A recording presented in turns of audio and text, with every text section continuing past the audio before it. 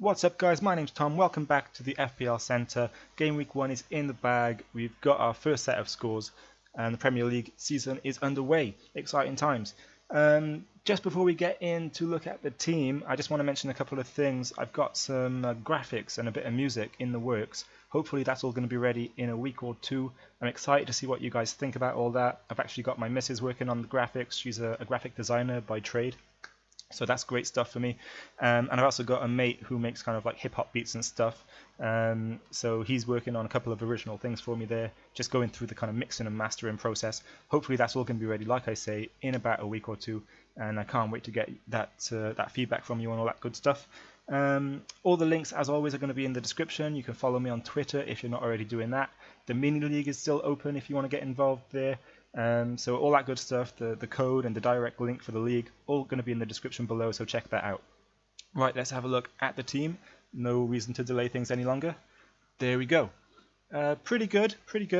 76 points is what we got overall, and a game week rank of 367,966. So getting into the top 400k there right off the bat. I've seen a lot of scores on Twitter, kind of up in the 80s, 90s, even breaking 100 points. We didn't do that well, but I'm happy with this. We beat the average game week score by 23 points, and I think it's a good platform to build on. The team, if you watched the last video with the preview, you'll know that this team has been built to do well over multiple game weeks, and so I'm not going to overreact to a game week 1 where, you know, a couple of people didn't really contribute. I'm still happy with the team, I'm still happy with the score, and I think we're going to be alright moving forward. So yeah, going through position by position, you can see really that the risk at goalkeeper did not pay off. Hennessy started for Palace over Guaita. I did kind of target that game for a clean sheet, and I was right to do that. Did think Palace were going to do well against Fulham there. But unfortunately, Guaita didn't get into the starting 11 there. Thankfully, we got Fabianski on as an emergency sub. He got the 1 point, which actually is not too bad when you consider the fact that he conceded 4 goals against Liverpool. So yeah, goalkeeper definitely could be improved upon. But Fabianski is the goalie that we're going to be looking to play in game week 2. So no reason to kind of worry too much just yet. Our defence, 3 defenders played there, Robertson, Wan-Bissaka and Mendy. Amazing contribution from those guys, 38 points, that's half of our total score.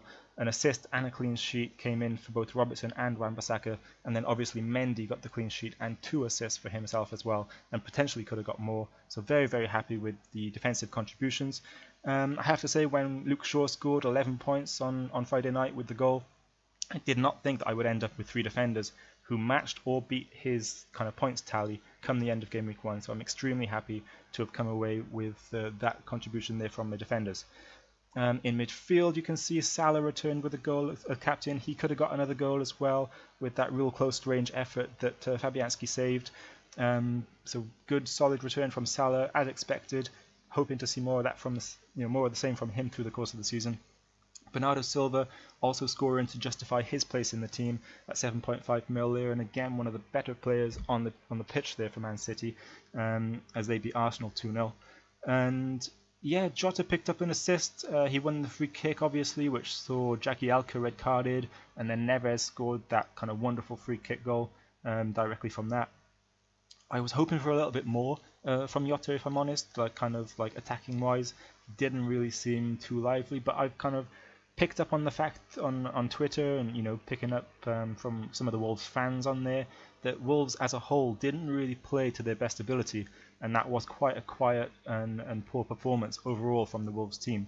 So we're going to stick with him. We're going to kind of see what he can bring over the next few weeks if Wolves kind of pick up the pace a bit and get into the rhythm of the Premier League. I know they've got a few signings that might need to settle down in that team, so we'll see how it goes. But I'm okay. He picked up an assist, even though he had a quiet game. 5 points from Jota there. So yeah, not too bad. Eriksen, obviously the only midfielder that didn't return for us. Now that is disappointing, but I'm not too worried again because he was still very involved. He ended the game week with 5 key passes, and that's the joint highest actually in the entire Premier League for the game week. He could very easily have finished the game with 2 assists. 2 big chances that come to mind. There was that Davison Sanchez heading just wide from Eriksen's corner, and Ali almost picked up his second goal as well, which would have come direct from an Eriksen cross. So still very, very involved. No concerns at all. I'm very confident the points will come for Eriksen. And obviously it's a bit disappointing the fact that Mane returns so well at the same price. But I think I'm good going into Game Week 2 with Eriksen. I'm not going to kind of make any drastic kind of knee-jerk decisions there to transfer anyone out. Based off of that, Eriksen's a very good player, and I'm sure that he'll come good. Forwards were very disappointing, I have to say. Nobody returned with anything, actually. Aguero blanked despite obviously having that huge chance where he was through on goal, and you're thinking to yourself, he just doesn't miss these, go on. And of course he just puts it straight at check. Of course he does. He probably would have been better off scoring the ball to Kevin De Bruyne there, but I wanted the goal personally. I didn't really want an assist from Aguero, I wanted a goal, so I'm happy he took the chance on. Just a shame that he wasn't quite as clinical as we might expect when it came to putting that away. Arnautovic and King also blanked. Now that's kind of expected from Arnie, I guess, considering his fixture was against Liverpool. Looked like they're going to have one of the best defences in the league. Annoying that King couldn't really get anything against Cardiff. Wilson obviously kind of mopping up the points in that one.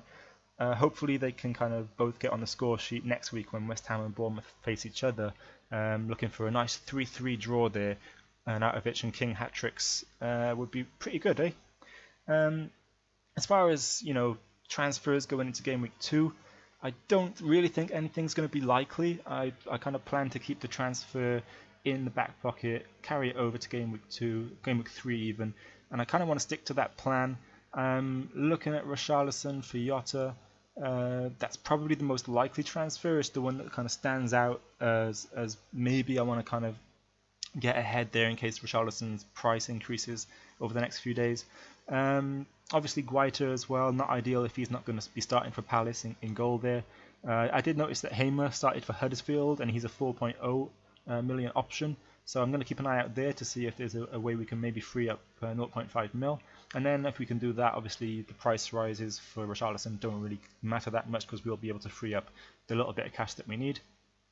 We'll see how Game Week 2 goes though. I think we're going to keep the transfer.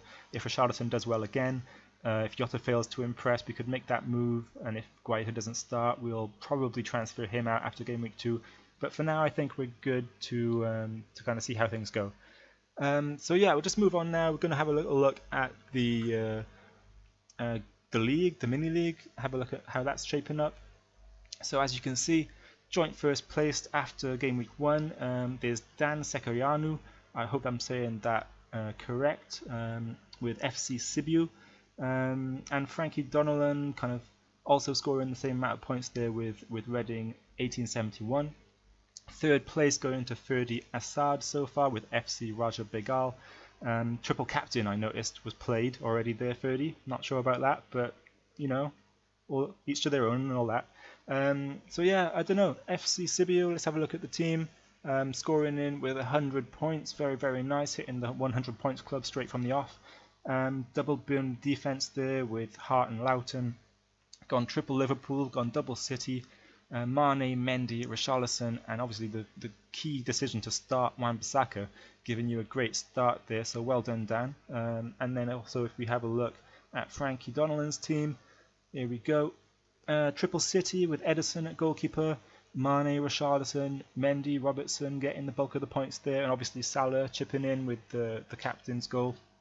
Wan-Bissaka on the bench here for Frankie, so 100 points scored, and it actually could have even been more if he'd got Wan-Bissaka into that starting lineup ahead of maybe Kearney. Very good job, guys, the two of you. 100 points, very great start to the season. I'm down in 26th right now in the league, so already a lot of work to do to catch up there. So that's all from me, I guess. Let me know how you did in the comments, your Game Week 1 performances. Did you beat the average? Did you get higher than 53? Did you beat me? Did you get higher than 76? Let me know in the comments. Any feedback on the video will always be appreciated. And drop a like if you liked it. Subscribe if you want to follow along with the season and the mini league and stuff like that. But yeah, that's all from me really. I'll be back later in the week with the Game Week 2 preview and team selection video. So yeah, I'll catch you guys later. Thanks for tuning in.